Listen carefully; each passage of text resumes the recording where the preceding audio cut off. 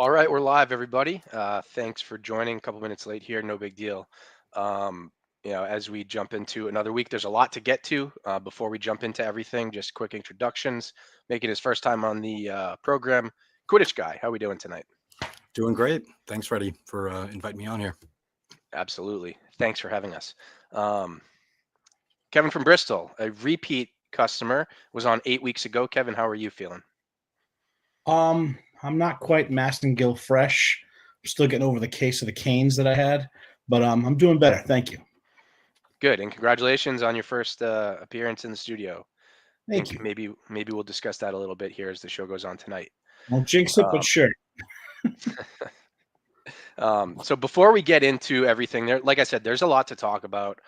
There's a lot going on in the world, on the show, the live show, the network. Just sort of a lot marinating in the world these days. But we would be remiss if we didn't just give a quick mention to Ted Sandis and me personally. I'm sad about the whole situation. KMS is a journey, and he isn't going to be able to join us for the rest of this journey. So I didn't know him personally as an individual, as someone that I you know uh, knew on a one-on-one level, but I knew him from Twitter and from the chats and things like that. So very sad to hear. So just if you guys have any quick thoughts that you wanted to share about Ted. Yeah, Freddie, I'm in the same boat as you. Just from Twitter interacting, always noticed how much time and how detailed he was with this analysis, whether you liked it or not. So I thought he was funny and interesting. Yeah, definitely a hit for the metafan world. Kevin.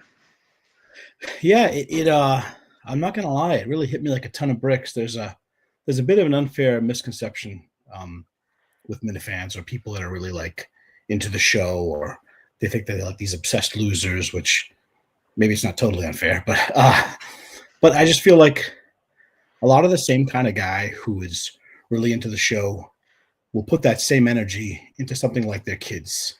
And I feel like Ted Sandis or James Morrison was the kind of guy who put that same crazy energy into the show, into kids. And it fucked me up because I knew that, 4 young kids lost a great dad. And, his voice is silent in our world, and that sucks. But I couldn't stop thinking about those kids for a while, and it's like, it's just anyone at any moment could be your time, And I don't know, it hung on me for a while. I like Kirk said, I wrote something to the family on the obituary page because, the guy was always encouraging me or shitting on me, but then encouraging me again. He was fantastic on Twitter. He was involved with everybody. He knew everything going on. It's a loss for us, but like I said, the loss for his family just hit me like a ton of bricks. It really did. I really sat with it for a day and felt it and tried a little harder to be I don't know, better something. I don't know. Yeah, I'll tell you what, I didn't expect to wake up on Tuesday morning and get choked up reading Twitter about someone that we knew through this world. But that's sort of how it goes. Did you know him, Kevin, on a level where you would say hello at live shows and things like that? I think I'd seen him at a live show. I didn't ever talk to him on a long personal basis. Like I said, all of our interactions were through Kevin from Bristol and Ted Sandis, and they were great. They were great. He was brutally honest. But yeah, that's it. I wish I knew him better. After reading his obituary, he sounds like an even better guy than I thought he was. So yeah, rest in peace, James. Hell of a minifan. As rabid as a fan as exists in this world. So yeah, our thoughts are with the family, and hard to transition off of that, but we'll try to keep it as light as possible and moving forward. And like I said, there's a lot to discuss. Yeah, but before we move on, I just want to say, and I said it in a post, and I'll say it again here. Like even my wife is like, she doesn't understand the world that we're in, the friendships we have between us all. And you have, and I said it in a post, like I said, and I'm sorry if I repeat myself, it's what I do. Kirk Minahan had a non-show day. He was working on Laconia stuff, and he went to the studio, and he talked about Ted Sandis and James Morrison. And that's the kind of guy that we're in bed with. And I feel pretty good about it. I'll get shit on all he wants. That's fine with me. But man, for all the humor Kirk has, all the sarcasm he has, he's got a lot of fucking heart. Anyway, that's it. Sorry. Yep, and it feels good to be in the trenches with a guy like Ted, and for a guy like Kirk. So that's why we do what we do. So thank you for those kind words. We could spend an hour talking about Ted. We're not going to. He would probably be more honored if we moved on and talked about all the craziness of the world. So we'll do that. So just a quick housekeeping note. There was some backlash. I had an episode last week with Kirk on it, and some people's takeaway for the episode was the final 5 seconds where I had a bad sign off and I said, "This is the best show on the network. Only watch this one." It was stupid. People got offended by it. I mentally blacked out. I made a horrible attempt at a joke. If you were offended by it, I'm sorry that you were offended by it. I'm not going to apologize for attempting to make a stupid joke, but it was a bad choice of words. I don't think this is. I mean, there's a lot of good shows on the network. Okay, go watch them all. You decide for yourself. This is one of many shows. Go watch whichever ones you want. You decide which ones you want to. That's my horrible apology. So it is what it is. I mean, how many shows have Camus, Quidditch Guy, and Kevin from Bristol on? Not a lot. So, not a lot tonight. I'm just saying, you can apologize if you want, but this is a freight train of a show. Without stupidity, without saying stupid fucking things, the network would have nothing. So it's good you added to it. Yeah, it was stupid. Hey, it's fine. There's a lot of sensitive people out there. I want to make sure that they understand where I actually stand. There are great shows. Obviously, we know them all. Check them out. The network Twitter account will promote pretty much all of them. So go see what's out there, and you'll probably be surprised if you like a few of them. So, do I take myself too seriously? Maybe, but you know what? We're just fucking around. So, that's all I have. We've all been there. We've all taken ourselves too seriously once or twice. So, we are 4 minutes away. Kevin pitched a segment to me before the show. We're 4 minutes away from 9:15. Kevin called it Cream at 9:15. Kevin, we're gonna scratch that segment. We're not gonna do Cream at 9:15 tonight. So that was a good try, though. We appreciate I should explain the origin of what it even is, but that's fine. Another time. Maybe it's for hot or not. I don't know. Okay. So like I said, a lot has happened in the last week. We had Bradley Stein in the studio last Thursday. What were your thoughts on him as a third chair? I know Kirk came off very strongly that he's a once or twice a year guy, that the bit's going to get old. Quidditch Guy, do you stand with that? Do you want more Stein? Do you think he's a character that has legs to last in this world? Or what was your takeaway from his appearance? Yeah, I agree with that. I think less is more with Stein. I would say the Stein experience is a visual experience. I would highly encourage people to watch on YouTube, because just all the motions, how he looks, everything about him is, you can't really fully appreciate it unless you're looking at him. So, but I really enjoyed that episode. I thought there was a lot of good one-liners that came out of that. The White Precious line, which I know is recycled from Bertrand, and then the hats. Everybody lining up with their hats, and they're excited to see him, and just that confidence behind him, I thought was funny. I loved how he clarified the fact that just because he's not looking for a long-term thing, that he's not getting out there and using that dick. So yeah, I'm a Stein fan, but I think less is more as far as his his staying power in the Miniverse, I would say. Kevin? A Quidditch Guy with a big fuck you to Blind Mike. It's a visual show. You had to see it. Jesus. All right. Mike probably felt that one. He was right there, front row. Mike could smell it. Yeah. Yeah. No, I agree. It was kind of an off the track show.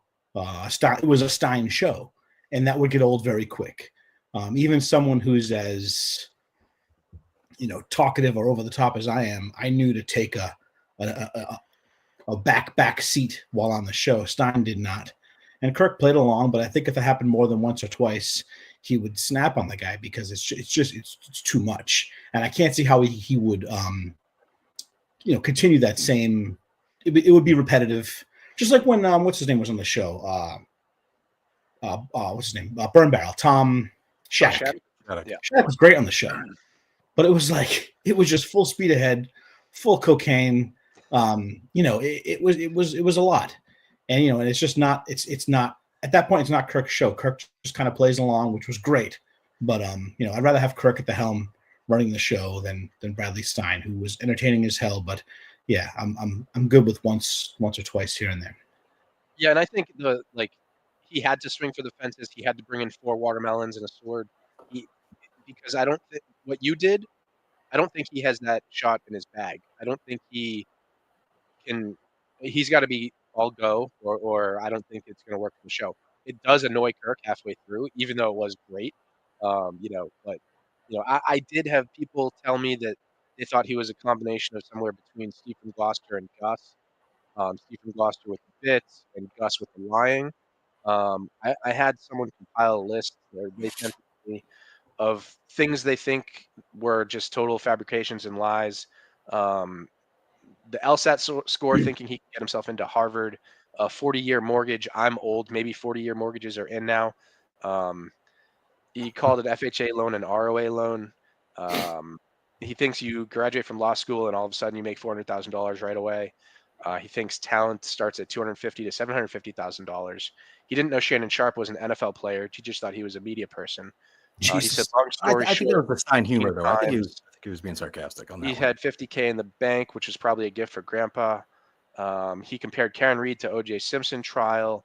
He thought KFC lived in the Upper West Side. Day to Remember was his favorite band that Justin recommended on the show like 3 months ago. That's something someone sent to me that they think we're all maybe possibly stretches of the truth. So I'm not sure where you guys stand on it. Well, on any of that. I don't think he was taking us for a ride. I just think he's got a touch of autism. He's got something, a touch of, he's maybe a little light in the loafers. He's got a lot of stuff going on, which is fine. Like I said, and I'm not. Let me say this: if Kirk was in a different mood, he's booted out of the studio about 20 minutes in. Kirk was in a playful mood. He was happy. If Kirk was in a different mood, the show doesn't go all the way through. He's lucky. And let me be clear, I'm not attacking Stein. I think it was the best show of the year. I think if he's in once a year, it's going to be the best show of the year if he brings that same energy. Those are just things someone sent to me that they thought were possible areas of, if Kirk really wanted to dig into each of them, he could maybe get the guy to break. I'm not attacking him. I like him as a third chair. I don't think he could be in every week because I think that sort of would get old. That's sort of where I stand. Yeah, and there was another guy that used to lie quite a bit in this world, and his name's Steve Robinson. So, I don't fault him for the lies. I think the personality is a little abrasive and annoying and kind of runs its course. But other than that, I'm a Stein guy. It was fun, but like I said, Kirk will pick and choose the place to plug him in. When he wants to have the show go off the rails a little bit. And I think he was right as well. He did some analysis and said, maybe the right choice not to have him on Mike and the Minifans right away, not to have him on. If he wants to have a network show, more than happy to see that. I'd be interested to see what direction it goes in. The more the merrier. A rising tide lifts all boats. So, if he's interested in doing that, let's do it. Giddy up and, bring it. But speaking of third chairs, tomorrow we have another first-time third chair going to be in the studio. Brando, who is on the network. He has a show that has done really well recently. And, this is a guy that's a true fan. He's got all the WEEI stuff locked down. He knows what he's talking about. He just has some quirks, and I'm interested in what you guys think and what you expect for Brando for tomorrow. Yeah, I mean, I have high hopes. I like Brando. I've been watching his show. The first time I ever heard him speak was pretty jarring, to be honest with you. The voice was kind of distracting. I was like, there's no way that this guy's going to be on network shows or, in the studio. But it kind of reminded me of the first time I ever heard Patrick Mahomes speak. And I didn't think he was going to be a franchise quarterback based on that voice. But I think the performance alone, really makes you forget about how weird they sound. And that's how I feel about Brando. So I I think he'll do well. I think it'll come down to the nervousness factor. You know how he feels there. I know he did some prank calls, which is a tough spot. But if he gets comfortable, and if Kirk feels like digging in on him, I think there's a lot. I think there's a lot of layers to peel back. I agree, Kevin. Yeah, I'm going into it blind. You know, I haven't seen his show. I heard he knows his shit. He's sitting next to Mike Geary, and Mike will handle most of the, you know, the ball handling. All he has to do is you know, come in when he needs to, and if he can do that, and you know, like I said, and Kirk's in a good mood, I think he'll be fine. We'll see. Maybe he'll surprise me. I don't know the voice now. He's saying, you know, Patrick Mahomes, and all I can think of is fucking Kermit the Frog. You know, so I mean, it should be great. Now I'm even more interested. I would say like it's going to be an episode to look forward to as long as he gets a chance to do his thing. Now he has been on Twitter asking for all sorts of advice. So you know, if I had to give him some advice, it would be stop asking for advice. Just be yourself. Don't be stupid. Make sure at some point you tell the story about why you have to breathe into a breathalyzer to start your car. And then I think the rest will fall into place.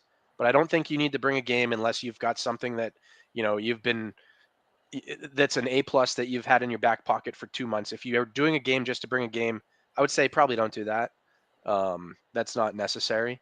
It is a Thursday show. It's got a hard stop because the unnamed show is on at 11:30 right after it. So just try to be as comfortable as you can and, you know, be yourself. So Sound advice. Don't take advice, but here's my advice. Yep. Stop Awesome. asking for advice. Just tell the breathalyzer story. How about that?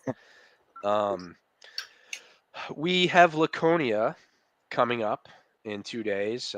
2 days from now, Mike and the Minifans live from the Big House starting at 6 p.m., hosted by Mick, featuring, we're not sure yet, but I'm sure it's a great all-star panel.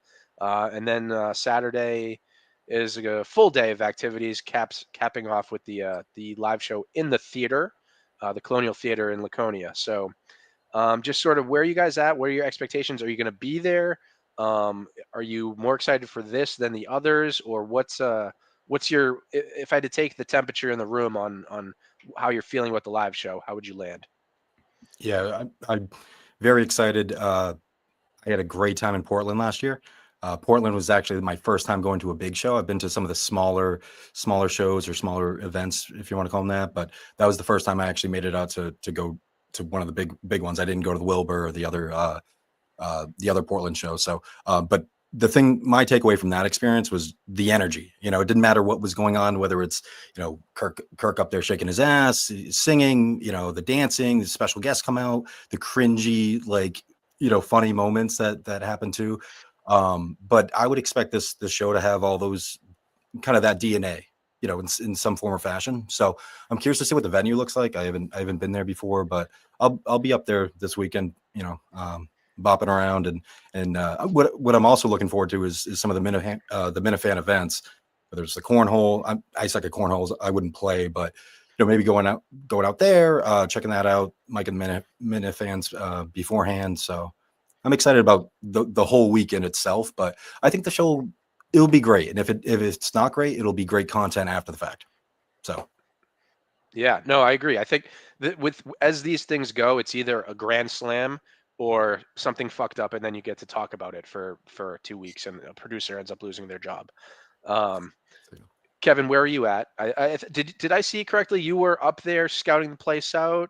Is that accurate? Yes, I was. Actually, I had a family vacation that got moved. Originally, I wasn't able to go to the show, and you know, and last minute we moved some things around. We were actually in that area, so yes, I went to Fun Spot, which was fucking amazing. Those guys are not lying. It's massive. Not only is it huge, the entire top floor is all like the games of my youth, and they're a quarter each. You can put $10 in. You can play, you know, Zaxxon, Donkey Kong, all Contra, Star Wars, all the old games you can play, you know, to your eyes bleed. The theater looked really cool. There's a lot of stuff in the area. Hotels are all nearby. It seemed great, and yeah, it's funny. I was saying how people take the show too seriously and they're losers and here I was moving a family vacation to make sure I'm there. I love these shows. I love the camaraderie between the Minifans. I love the buzz, the energy. It's fucking great. And you think about other podcasts. There's other Barstool podcasts that do live shows, and they sit on a stage and they fucking talk. And here we are. We're going to watch a guy who's going to make fucking movies, sing songs, dance, fucking kill himself for us. You know, it is like, I don't hopefully understand. not that, but. Well, he was on a cross and he was fucking dead and he came back to life, to take his show back. But I mean, I love watching the chat, and Sneakers is the master in the chat, but there's a lot of guys who are sneaker clones who complain about, what they're talking about and what they're doing, and it's the same old, same old. This is all of our inside joke. This is all ours.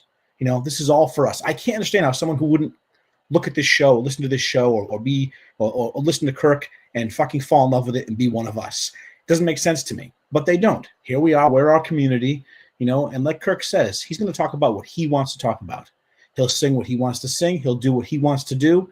And it's I think it's brilliant, and I'm not that smart of a guy, so maybe I'm wrong, but I know that I'll be there. The Minifans will be there. Like I said, there'll be great energy.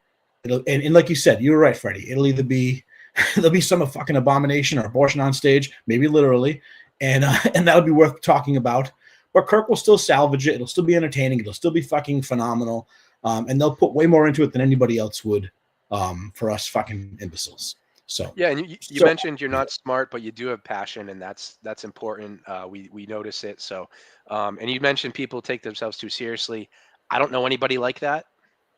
But anyway, so let's transition. And this Dave is Cullinan's the best show on the network, right? Fucking guy. It's great. Also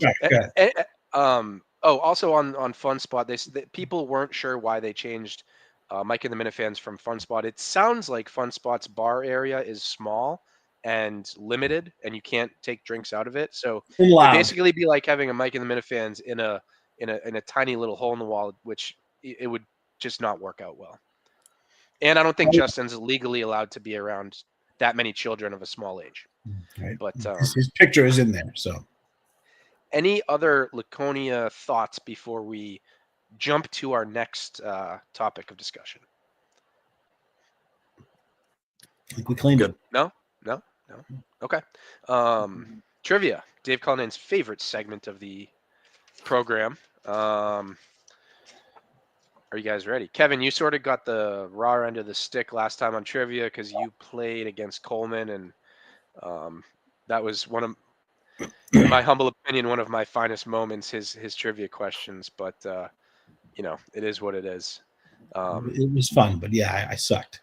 I do have a warm-up before we get to the actual questions. Both of you had your first in-studio appearance within the last calendar year. And both of you brought a game. Kevin brought two. But I would like to ask if each of you can name the name of the game that the other person Show me your brought. tits, girls of the 80s, or something like that. Quidditch guy. I'm going to ask you the name of Kevin's first game. The first game was I know it's kind of telling that the tits game stuck with me, but I think it was it was good. It was Can Justin do it? Or it was Justin saying, Look at me.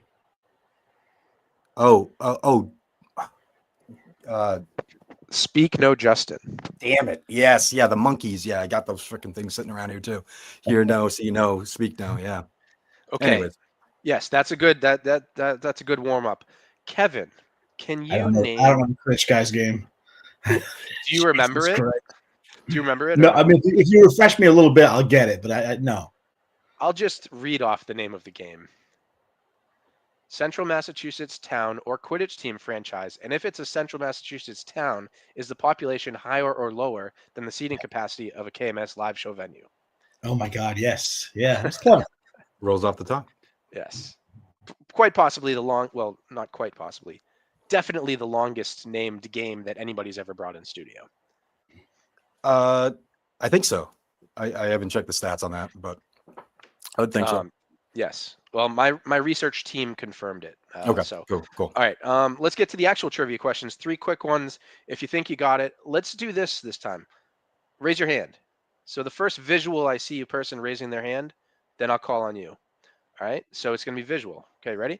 What was the name of the comedy duo radio show out of Maine that Steve Robinson championed as high comedy? Fuck. And It's a don't look at duo. the chat unless you want to be a cheater. I just see a No. private chat. Oh, are you chatting me in the private chat? No. I just that's all that shows on the screen. I'm a Okay. first timer. Shit. All I think about is that stand-up comedian and I have like Maine- Opie and Anthony in my head. It's too Tom and Hardy or something or fuck. is this messing with people in Maine? No. No, I No, think you're it's two thinking of the guys. Lorne and Wally bit called Men from Maine. No, there was there was messing with Mainers was like this other thing. I don't know. Possibly. I don't know. Anyway, no guesses. No guesses. No other guesses. No, is it two I'm gonna feel names? stupid though. All right, folks. Yes, Kevin. 2 names. Well, technically. Okay. All right. Do Give you me have one guesses? of them. Give me Pam one and name. Joe. Nope. Fucker.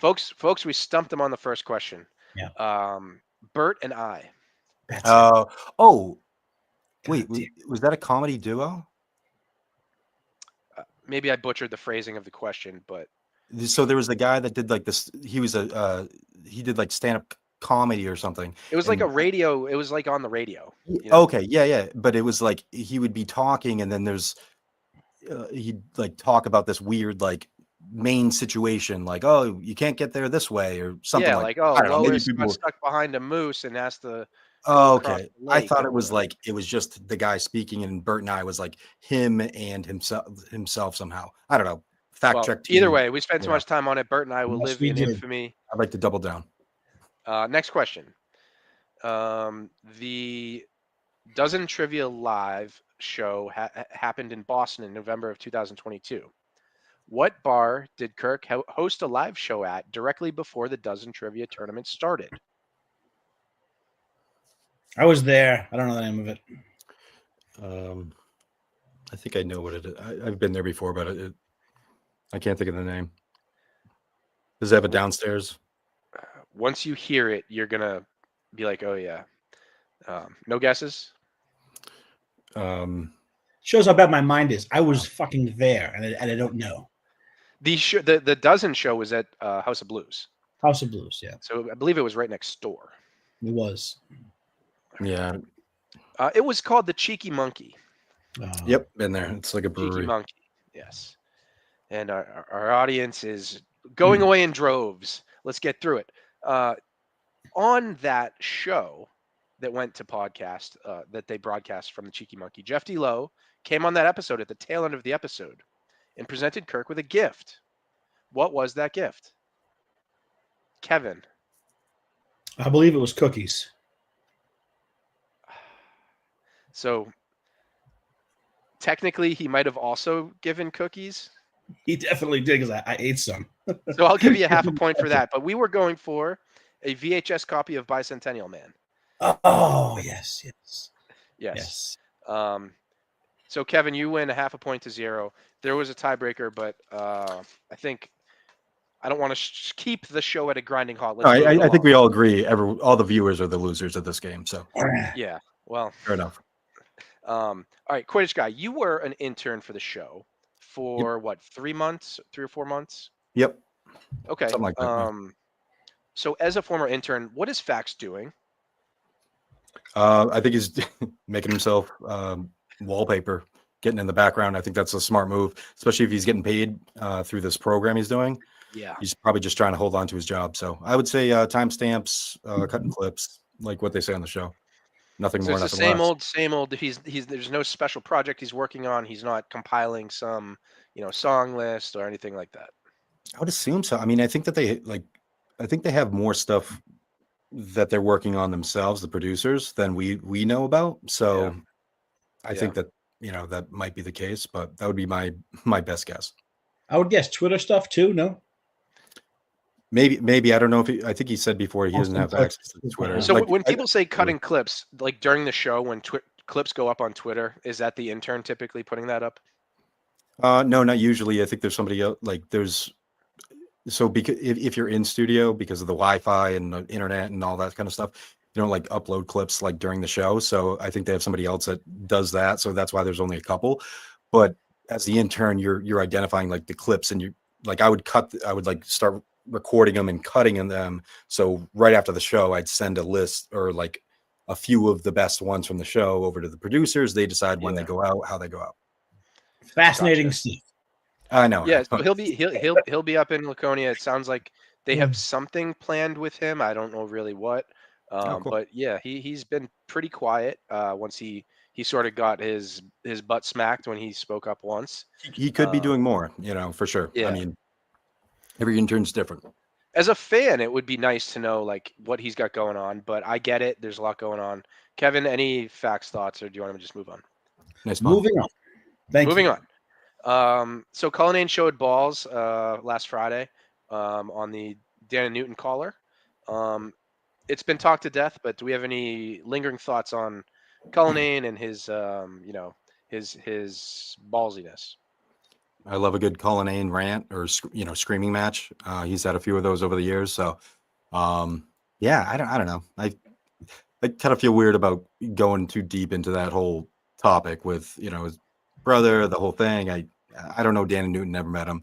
Not a fan of him bringing that up. But honestly, as a listener, I had no idea that there was any truth to that. Throughout listening to those calls. So, yeah. You want to go too deep into Colin, brother? I listen. I'm going to say this. Colin showed me a lot this time around. I'm a bigger fan of Colin than I ever have been before. He showed me a little spice. He's got a little fire. And when I saw Colin start crying because Justin was crying, I didn't realize Colin had empathy. He does. He's a rom-com guy. He's got some layers, and I'm digging it. I'm not gonna lie. I became a bigger fan of Colin when I saw the heart on this guy that he does not show. He doesn't always show that. He's very one-dimensional sometimes. But we're seeing more of Colin. We're seeing more feelings, more heart, more soul of Colin. And he still takes his beating when it comes his way, but for the most part, he's been a little more fiery, showing a little more heart. And yeah, I'm into it. He's showing range. Sometimes it's apathy that he shows, and sometimes it's empathy that he shows. So there we go. And he's clearly back in the saddle in the one seat. Yeah. Justin's more comfortable in the two. Justin did a hell of a job by himself. I feel like he almost disappears though sometimes in the position he's in now. And I don't know. Yeah, I thought because he's been knocked down a few times, but he's definitely seat 2B. Yeah, and I thought after Justin, the whole casino thing came up the other day on the show. Justin, instead of fighting back, and because maybe that battle isn't worth it, he just sort of became like Homer Simpson walking backwards into the bushes for the rest of the episode. And then even today, Kirk was like, "Justin, are you awake?" Because he sort of just wants to lay low and get through this live show. I think Justin has like a very high Kirk IQ normally in most situations, and it's because he's been around for so long and he's taken his lumps and he's figured it out as he went along. So in that type of situation, I feel like he's probably more mad at himself, to be honest, than Kirk could even be mad at him, because he's tough on himself, going, nah, I should have known this, I should have known that type of thing. So maybe that's why he kind of retreated a bit, is just more out of that, just kind of feeling down on himself for making what from the outside looking in seems like a pretty obvious mistake. You don't want to get caught doing that. Not that he was being sneaky about it, but just not thinking 2 steps ahead, which I think he probably tries to do. Well, yeah, he didn't look at the optics of it. Sure, I'm sure he felt better by Sunday, but the optics of going to a casino before going to work, that'll come with age probably, but it's some of those things where like, this just wouldn't look good. And I understood where Kirk was coming from, and Kirk's asking everyone their opinion as long as it was, basically his. He's like, listen, I'm fucking right about this, but if you want to give a different opinion, go ahead and do it. But I'm right, and yeah, Justin was certainly not malicious, but the optics of it all were Yeah, Pretty and, bad. and he would see that in a second in somebody else. If somebody else did that, you'd be like, that's not the right move. So I think he's Right. probably just being hard on himself. And I think Justin has evolved over time. I think in his most recent stint on the show, he's got more confidence where, like, even the Hooters thing, when he went and drank, however many beers and then drove home, like, he just sort of has a little bit of a fuck it attitude, like, that he used to not have. He used to be a little more, um, you know, meek. Maybe meek isn't the right word, but a little more timid and, like, hard on himself. So I think he's probably still hard on himself, but maybe not in the same way. So I think he has evolved a little bit, and his confidence has inched up to where he can just sort of say, "Fuck it," what do you want me to do? So Yeah, he was part of some great stuff. He was part of some things that I'm rolling laughing when Kirk decides he wants to flip a switch and talk about a snot with hairs and scabs and blood in it, and Justin's doubled over vomiting. That kills me. Kirk can just play that card whenever he wants.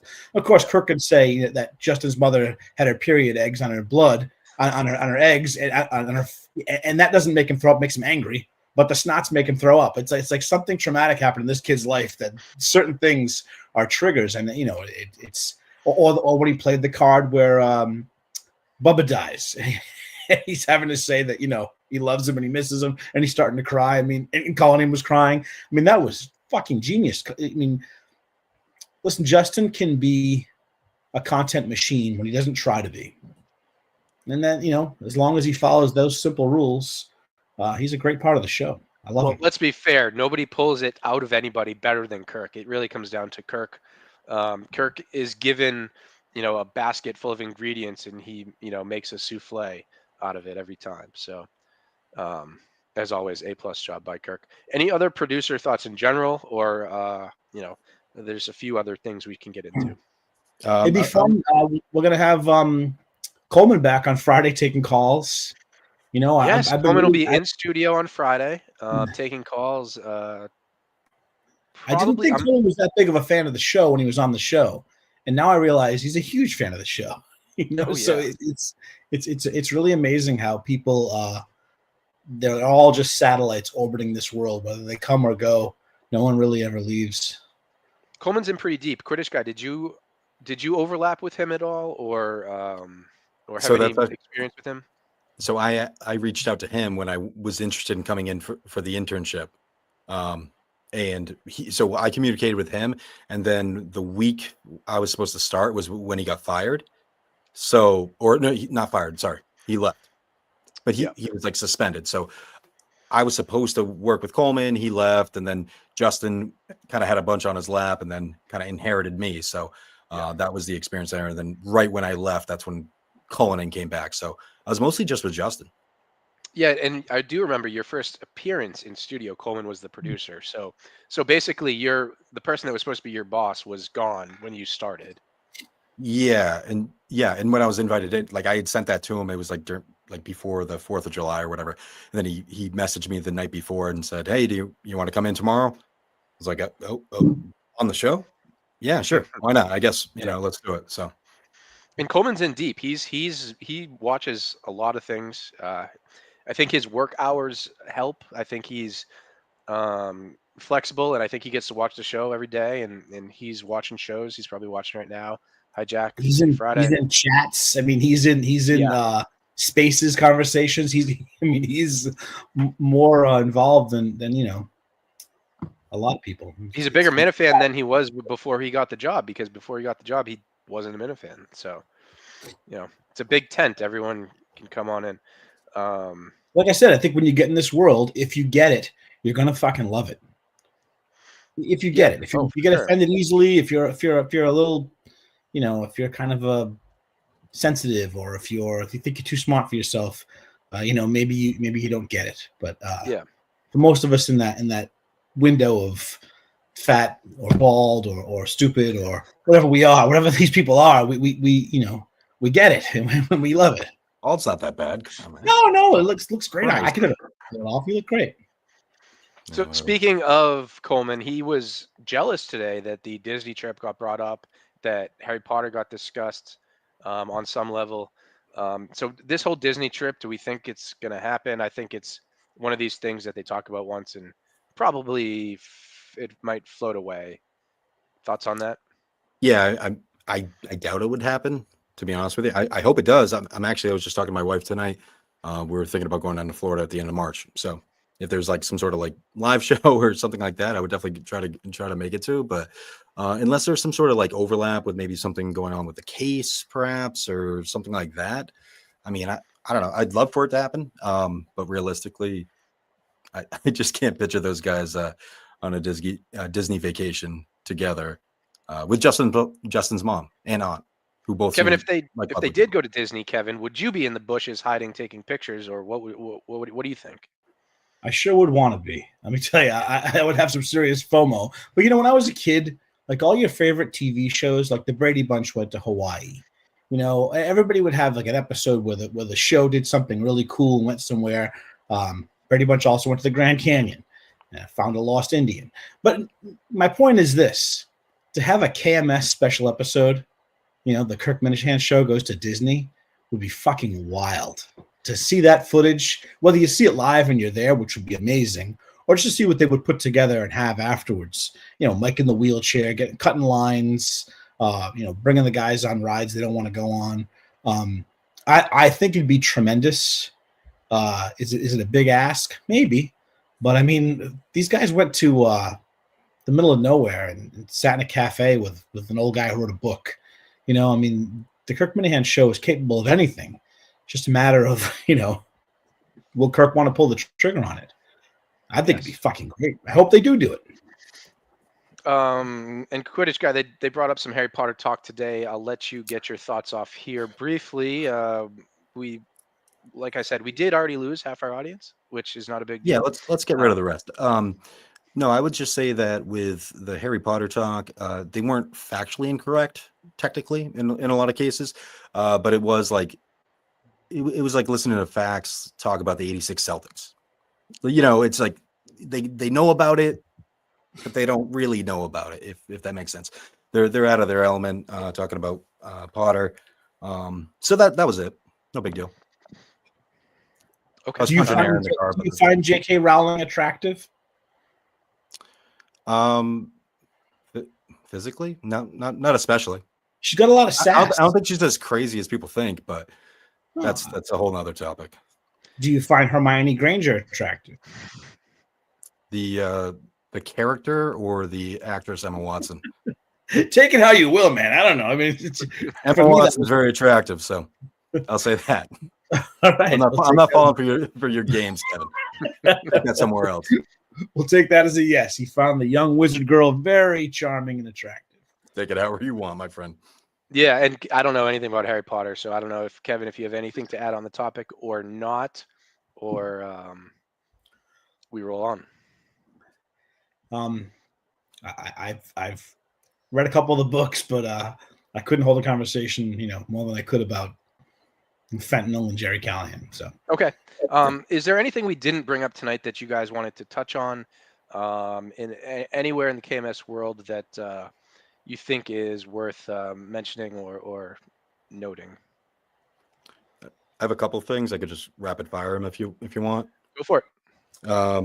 So Colin and the whole brain damage thing, I think that there's some legs to that. I think they should look into that, because the fact that he was just talking about recently about getting like some weird like foot job flirt situation the first time he was like with a girl, which I would imagine is probably around the age of 16, but he doesn't remember 9/11. I don't know.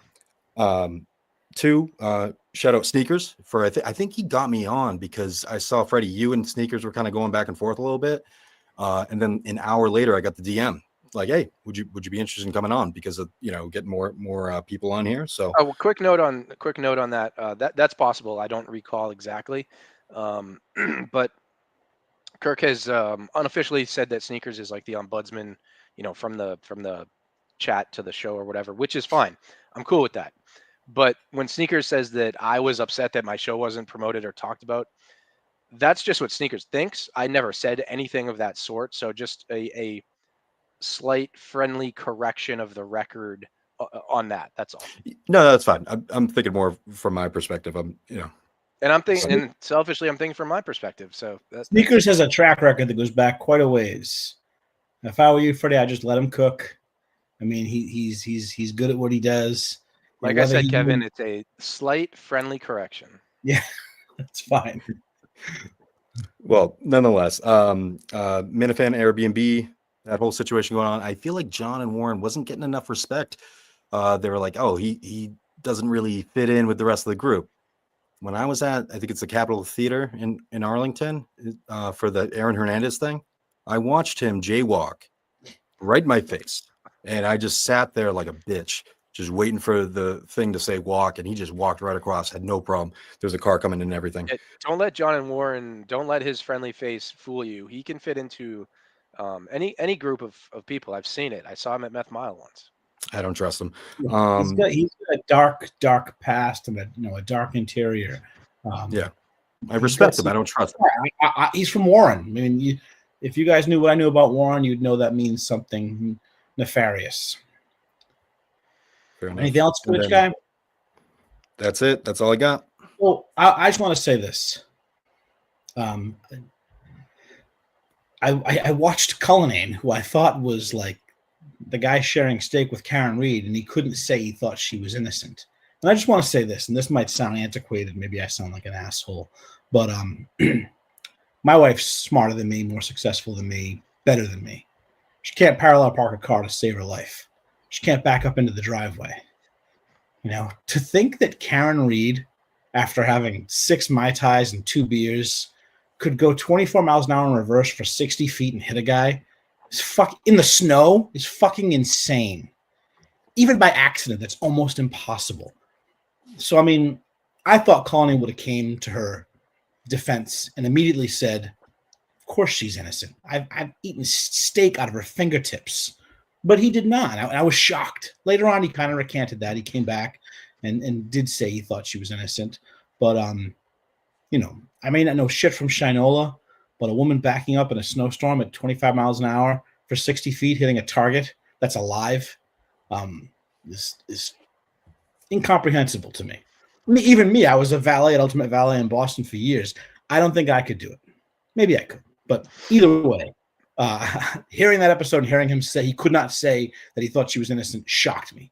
Maybe that's nothing. Maybe it's something, but it stuck with me. Well, I take that as Dave.